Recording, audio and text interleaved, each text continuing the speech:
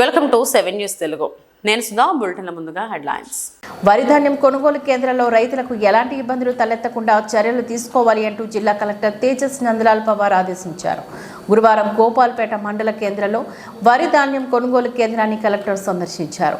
రైతులు ధాన్యం కేంద్రానికి ధాన్యం తెచ్చిన వెంటనే పేమెంట్ చేసి సంచుల్లో నింపాలని, ఎట్టి పరిస్థితుల్లో ధాన్యం వర్షంలోని తడవడానికి అవకాశం లేకుండా చూడాలని అన్నారు. కొనుగోలు చేసిన ధాన్యాన్ని ఎప్పటికప్పుడు మిల్లులకు తరలించాలని సూచించారు.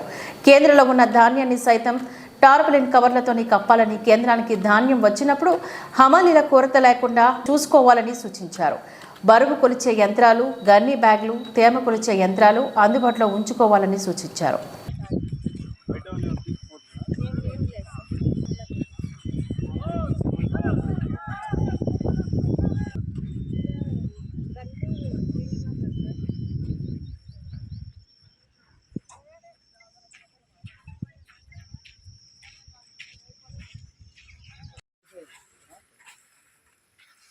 ఈసారి వాన సరిపోయాకి ఇబ్బంది అవుతుంది. మొత్తం వెళ్ళిపోయినా సార్ చెరువులు. ఇప్పుడు రావాలి, త్వరగా రావాలి. వస్తే కొంత నెక్స్ట్ సీజన్ అయితే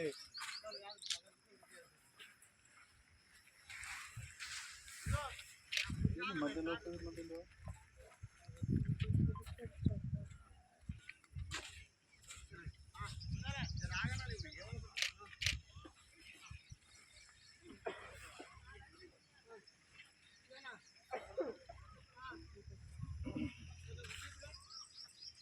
ఇట్లా ఉంటే మీరు ఏం లెక్క పెట్టుకున్నారు?